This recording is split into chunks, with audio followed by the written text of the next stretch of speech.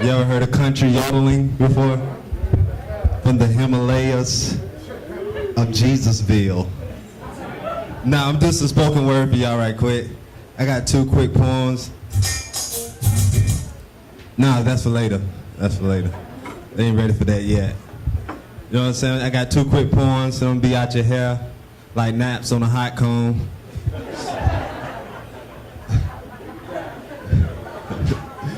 So, just bear with me.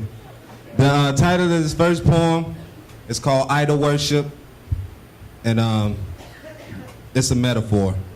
True story.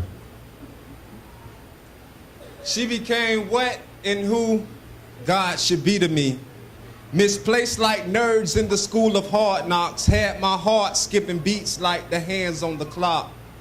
Lost in what I found to be a hard spot, often talking to myself like, heart, stop. But as the beat went on, I rolled with it. With life as my chauffeur, good and bad on my shoulders, often looking to the sky at times on this ride, praying for the sun to come a little closer, because without her in my life, it felt as though my heart was growing colder. Psych.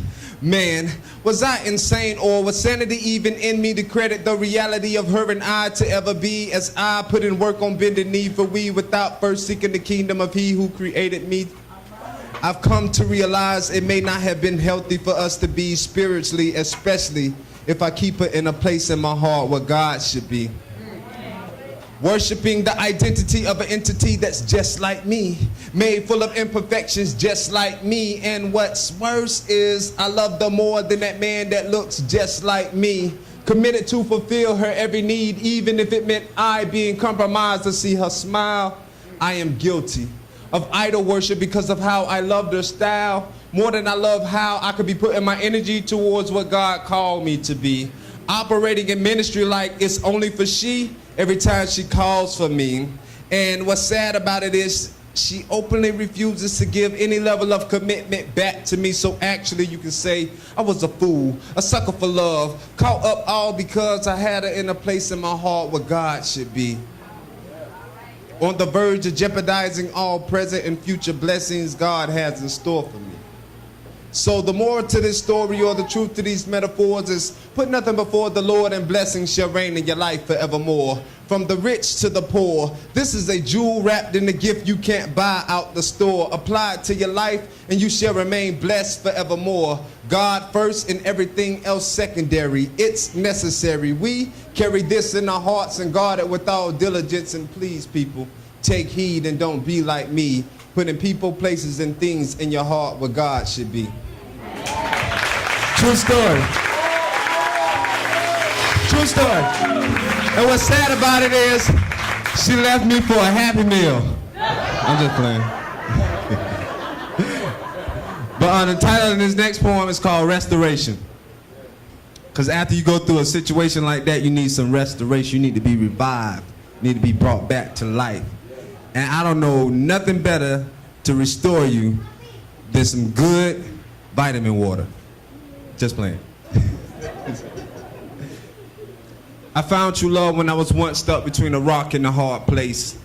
Concealed in God's grace, it was a match made in heaven, bearing a striking resemblance of the perfect date to date the day I was made whole and able to love again. As I dined on long suffering and pain, I ate till my belly was full with the truth of the matter, killing off all seeds of bitterness like that pill for the morning after. My Red Cross relief from this natural disaster, crafted from emotions scattered, was the word of God to keep me sane when my sanity was challenged with the reality of rejection injecting me daily by the voice of those I love the most, persisting I was crazy because of my willingness to love despite our differences, when embodying the same essence of mercy that was shown to me was the only concept I was hoping to inspire others to conceive. But what do dream killers and passion killers do best? Kill dreams and murder passions that attract positive actions. And you can't get blood from a turnip nor love from a people that haven't been taught how to let go past hurts and love despite situations and circumstances. So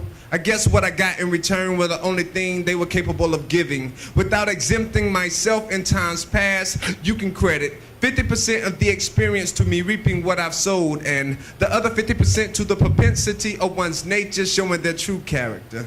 All in all, at the end of the day, when you add it up, 100% a lesson learned. As I pick up the pieces of a broken token of appreciation, aka my heart, hammered by circumstances and situations, I can smile, knowing within my soul, when I was once in a place where suicide, drug, and sexual addiction could have consumed me, love, I mean real love, came in and lifted me, set me back on my feet, spoke hope through my spiritual mother and father, and simple sayings of son, keep your feet, fight, because the devil seeks to sift you like wheat, and not only saying but showing that they were there for me, consoling and molding me back into the love of God created me to be. And now I stand before thee, head over heels in love again, knowing in the holy of holies lies my love, vowing to never leave nor forsake me, eagerly waiting to embrace me with all my hurts and idiosyncrasies. There in the holy of holies lies the true definition of intimacy in action. Through compassion for the beloved, my lover extends their mercy. Even when I've stepped out on our relationship and made relations with those who could not and would not love me as great as thee, committed and ever faithful, our God, my lover, remain, I must say. Out of all the women I've tried to hold a love for, none can match the love in me thine divine love has brought forth. Why?